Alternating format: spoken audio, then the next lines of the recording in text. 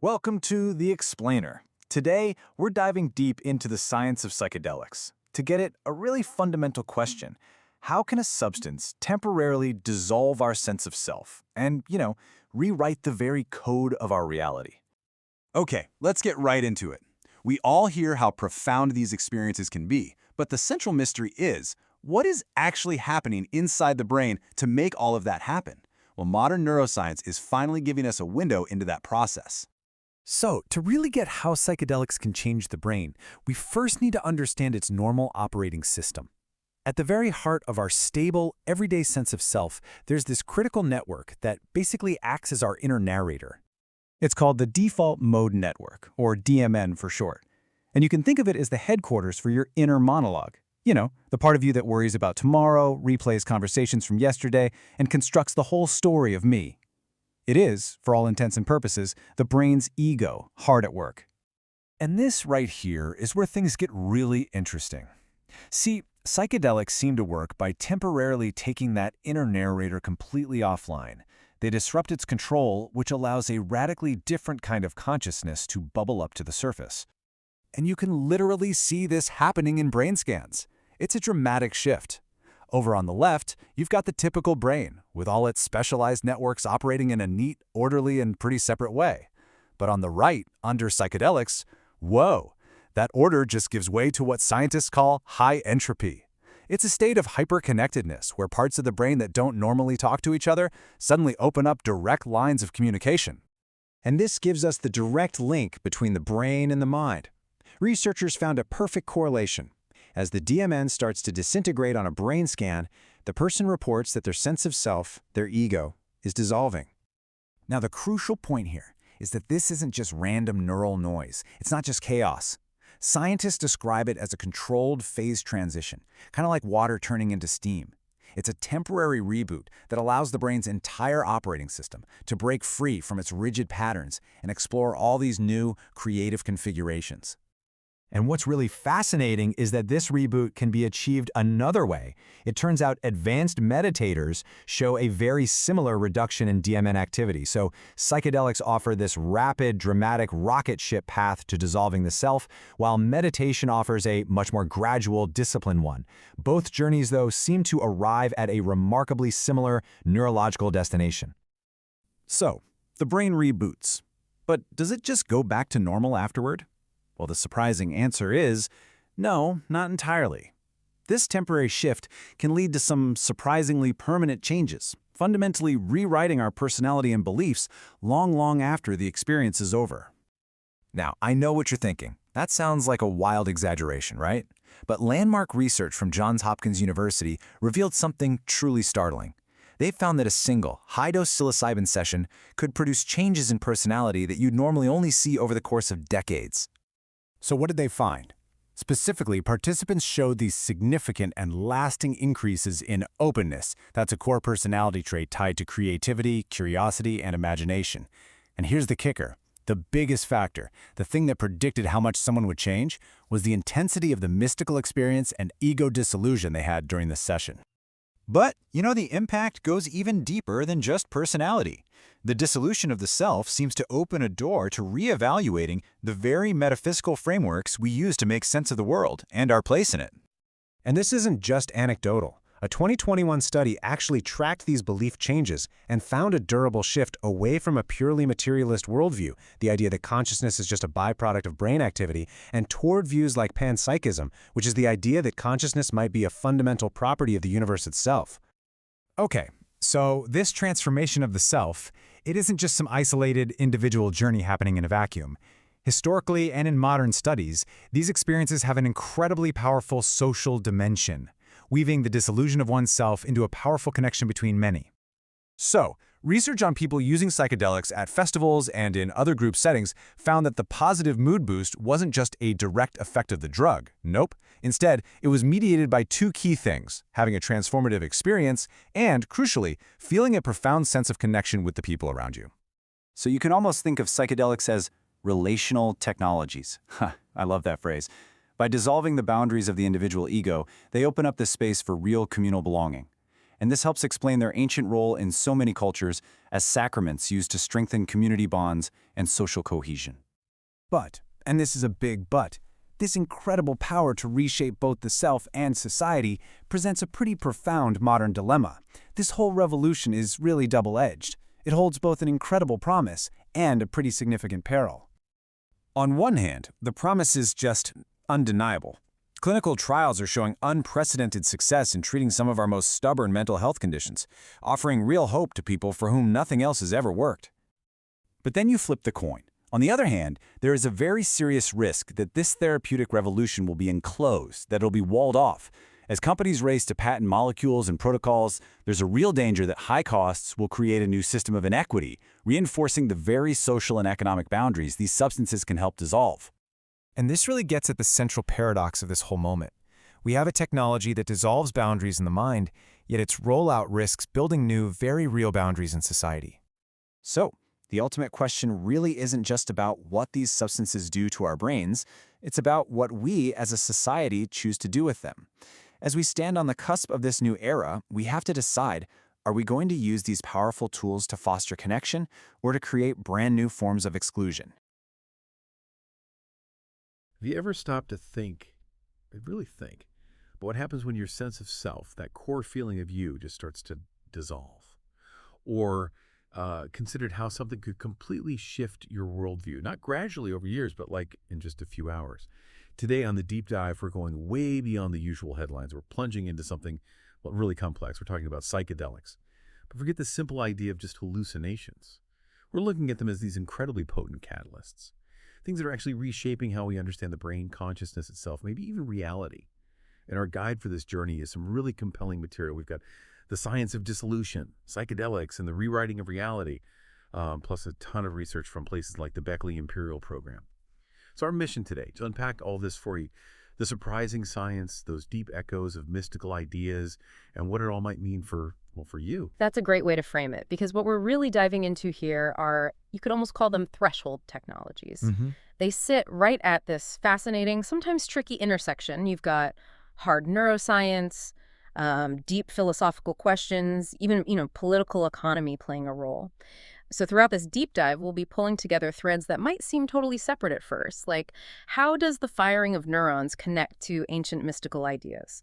Or how do individual personality shifts link up to big societal structures? It's not just about what they do chemically, it's about why it matters so fundamentally to, well, everything. Human experience, our potential, maybe even the edges of reality. Okay, let's start unpacking that. The first really fascinating piece from the sources is how neuroscience itself is shifting its view of the brain. It's not this, static computer just processing stuff. Not at all. It's much more like this dynamic self-organizing system, constantly adapting, changing. Exactly. Think fluid, constantly recalibrating in real time. And psychedelics, kind of remarkably, seem to be key players in that whole complex dance. Yeah, the core idea comes from what neuroscientists call complexity frameworks.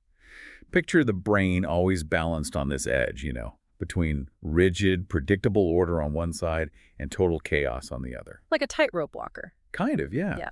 It's trying to find that sweet spot. Enough stability to function reliably, but also enough adaptability to learn and change when needed. And in that picture, psychedelics aren't just random noise generators. They seem to act as specific catalysts that perturb rigid attractor states. Okay, attractor states. What does that mean in simple terms? Imagine your thoughts like a ball rolling on a landscape. Over time, habits and learning carve out grooves, right? Preferred pathways. Those are your attractor states, your usual ways of thinking, feeling, perceiving. Efficient, but sometimes, rigid. It's like getting stuck in a rut. Exactly. Yeah. So a psychedelic is like maybe a gentle earthquake. It shakes up those grooves, makes them less defined, less easy to fall back into, at least temporarily. And this shaking up, this perturbation, pushes the brain towards a state scientists call criticality. What's happening there? Right, criticality. It's not chaos, but it's not rigid order either. It's that Goldilocks zone we mentioned. It's where the brain is most dynamic, most responsive. You get increased entropy, more flexibility, more possibilities, and also more integration. So different parts talking to each other more. Yeah, exactly. Parts that don't usually connect much start communicating freely. It's where the brain can explore totally new ways of organizing itself, new connections. Basically, it becomes super plastic, really open to new learning. And this isn't just theory, right? The Beckley Imperial Research Programme has been really central in testing this, using all sorts of brain imaging techniques together. Absolutely central. They've done rigorous studies looking at what happens in the brain with LSD, psilocybin, DMT. And the findings seem pretty consistent. Remarkably so. Time and again, they see things like large-scale network disintegration. Those usual boundaries between brain networks start to dissolve. You also see desegregation networks that are normally pretty separate start chatting away. Wow. And crucially, there's this jump in global functional connectivity. The whole brain becomes more interconnected, like an orchestra where suddenly everyone's improvising together across sections. It's a much richer, more complex sound.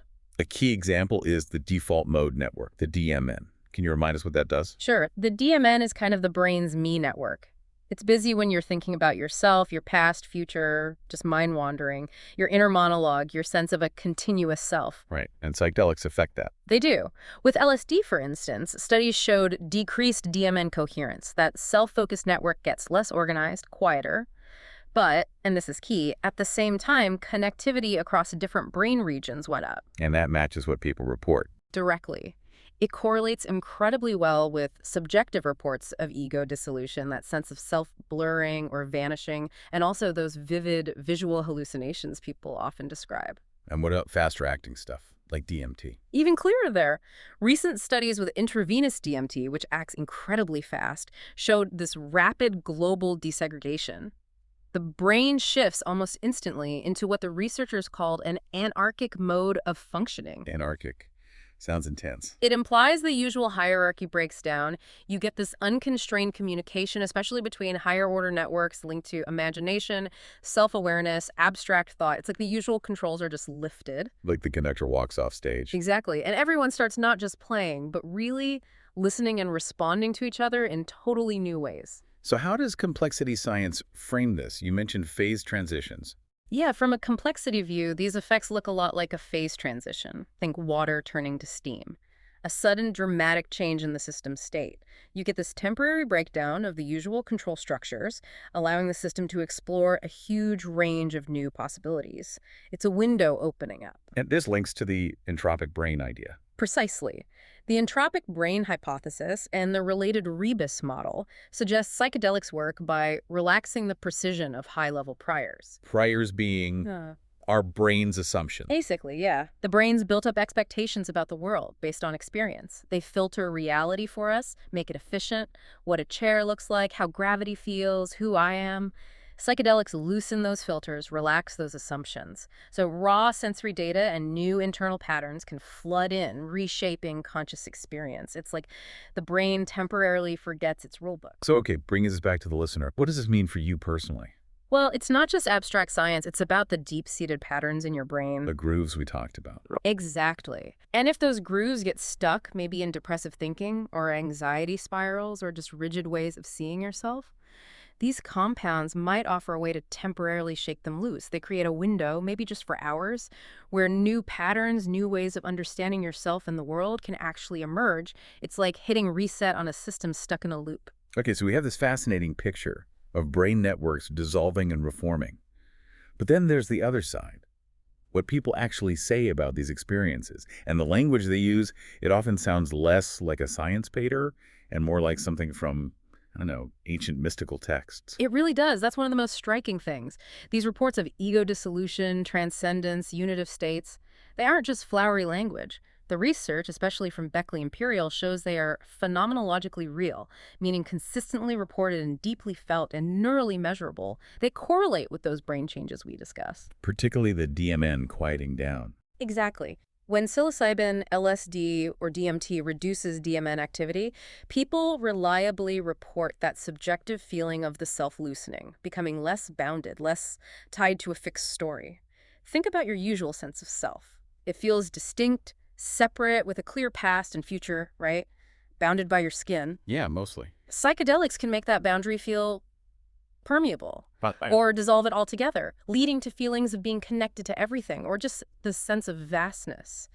And that experience, the ego softening, resonates incredibly strongly with descriptions from mystical traditions worldwide. Like? Well, you see echoes in apophatic theology, talking about knowing God by what he is not, or Buddhist concepts like shunyata, emptiness, the lack of a fixed self, or Taoist ideas like wu-wei, effortless action, flowing with the universe. The convergence is just undeniable. It really suggests psychedelics can act as portals into states these traditions have described for millennia. The death of the small self, the birth of union. And these aren't just fleeting moments, are they? The effects can last.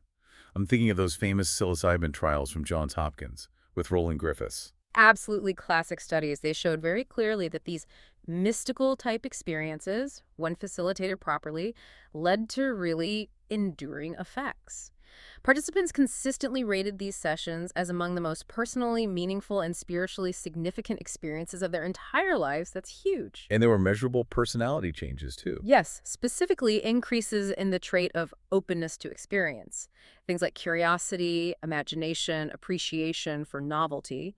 And these increases persisted for more than a year after the session. So it's not just feeling different for a day, it's potentially changing your fundamental way of engaging with the world. Exactly. And follow-up studies confirm sustained changes in people's worldview, their values, their sense of well-being. And here's the crucial link back. The intensity of the ego dissolution during the session was a strong predictor of these long-term positive changes. So letting go of that fixed self seems key to growing a new one. It powerfully suggests that, yes, shedding the old, even temporarily, seems necessary for cultivating something more open, more flexible, more expansive. Which brings us to this fascinating paradox, doesn't it? This temporary loss of self seems to, paradoxically, seed a more open and connected self down the line. It's like clearing overgrown ground so something new and richer can grow. And this isn't just happening in labs, right? Not at all. That Forsman study looking at festivals, for example. Psychedelics boosted mood through transformative experience and social connection. It echoes their ancient role as communal sacraments binding people together, but it goes even deeper. The Timmerman study we mentioned earlier showed psychedelics actually reshape metaphysical frameworks. Meaning core beliefs about reality. Yes. People reported durable shifts away from strict materialism, the idea that matter is all there is, towards views like panpsychism. The idea that consciousness is fundamental in the universe. Right. Or dualism, mind and matter being separate. Or transcendentalism, belief in realities beyond the senses. And these shifts lasted 6 months later. And again, predicted by how strongly they experienced ego dissolution. It's not just feelings, it's changing how people understand existence itself. So, thinking of psychedelics as technologies of ego dissolution, it's clearly about way more than just visuals. Absolutely. It's about accessing this profound potential of consciousness, tapping into experiences humans have sought forever, really. And experiences that can fundamentally change who you are, your personality, values, even your deepest beliefs about what's real. It's a powerful lens on human potential. Okay, this leads to a really interesting question. If psychedelics can trigger this dissolution of self, this kind of profound state, are there other ways to get there without substances? That's where things get really fascinating, because the sources point directly towards contemplative traditions, especially meditation. As a kind of parallel path. Exactly. Meditation offers a clear, non-pharmacological route to many of the same outcomes. That sense of ego boundaries softening, heightened presence, experiences of unity or oneness. And neuroscience is now actually showing these overlaps in brain activity. It's quite remarkable.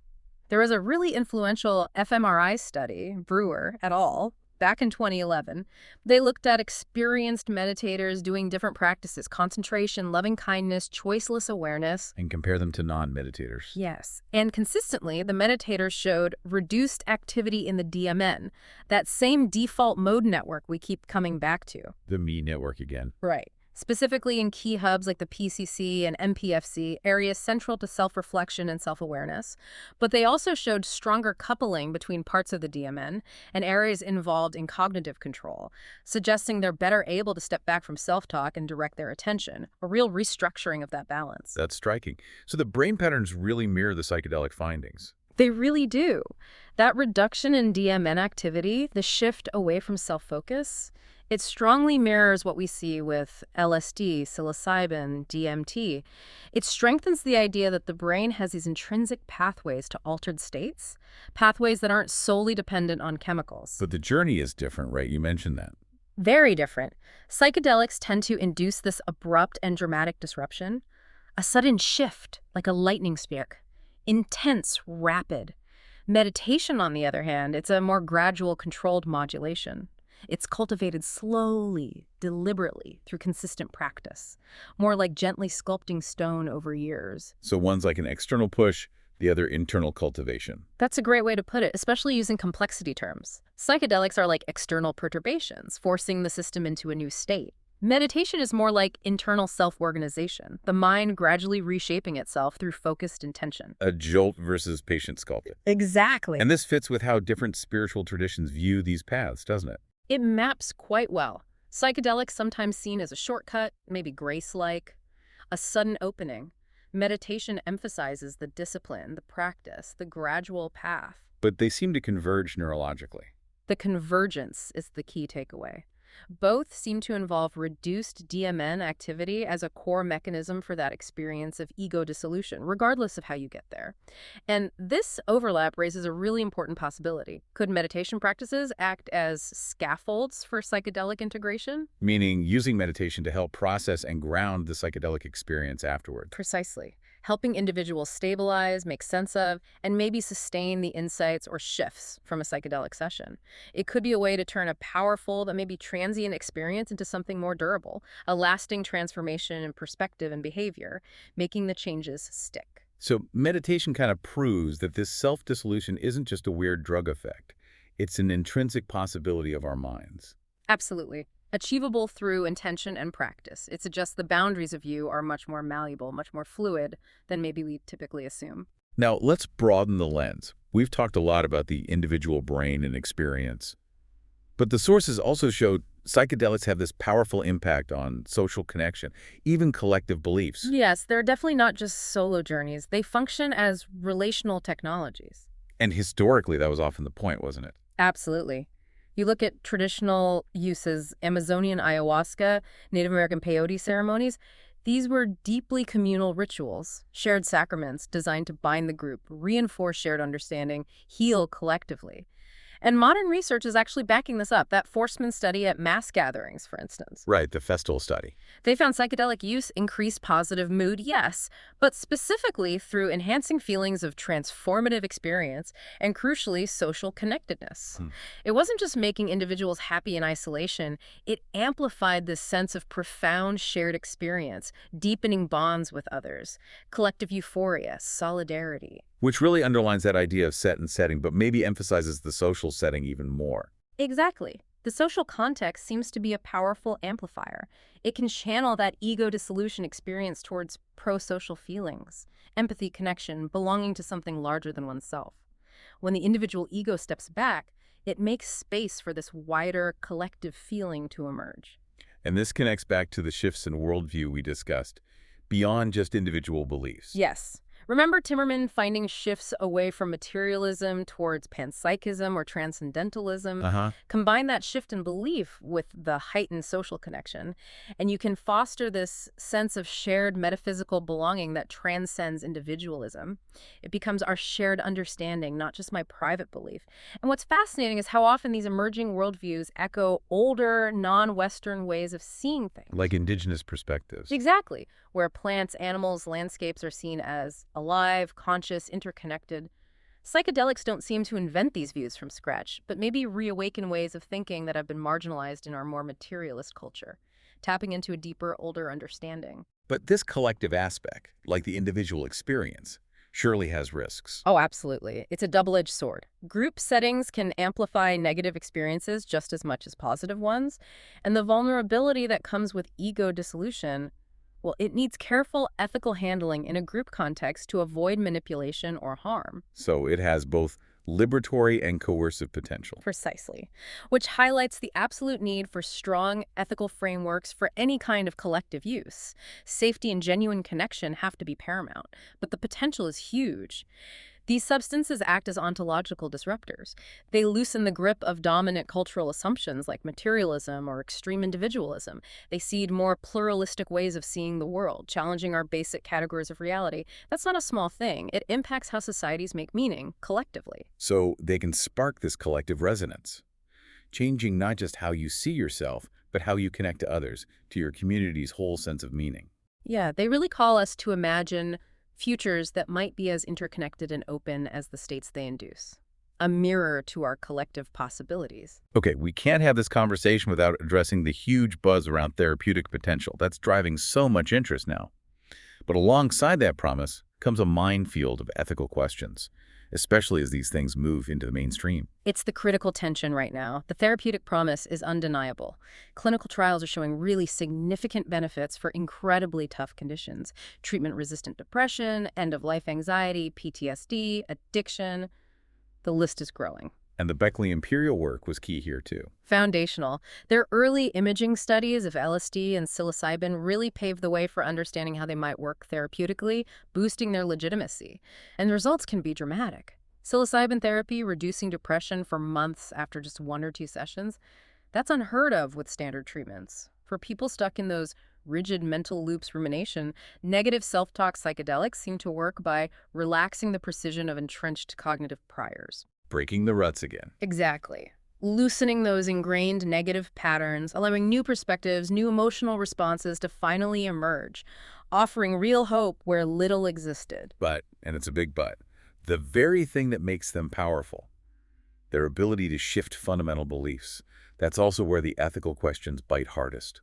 We talked about Timmerman's study showing shifts in metaphysics away from materialism. Yeah. So the question becomes, should psychiatry be in the business of changing someone's core beliefs about reality? It's a profound question. And if so, who gets to decide which beliefs are therapeutically appropriate? Is a shift towards panpsychism better than materialism from a clinical perspective? It gets very messy very quickly. And that complexity is amplified by the whole political economy surrounding this. You had pioneers like the Beckley Foundation, very much about open science, public good, but now the field is increasingly dominated by for-profit companies, big investments, venture capital. Like Compass Pathways, OD Life Sciences. Right. And they're busy patenting molecules, delivery systems, therapeutic protocols, effectively trying to enclose substances that have a history of communal use going back centuries, millennia even, turning shared heritage into private property. And the critics have a point when they warn about a psychedelic enclosure. Meaning access gets restricted. Yeah, potentially restricted to those who can afford pricey clinic treatments, which risks marginalizing indigenous knowledge and creating massive inequities. The exact opposite of the connectedness these substances can foster. Reproducing existing inequalities, basically. It's a huge risk. Patenting drives up costs, stifles open research, and reframes these potential healers as exclusive commodities. Which lands us right in that central paradox you mentioned. These things dissolve boundaries. Ego, networks, beliefs. Right, they open people up to unity. Yet the systems being built around them risk reinforcing boundaries, class, race, geography. It's jarring. Substances that were sacred communal rituals become subject to IP law and market forces.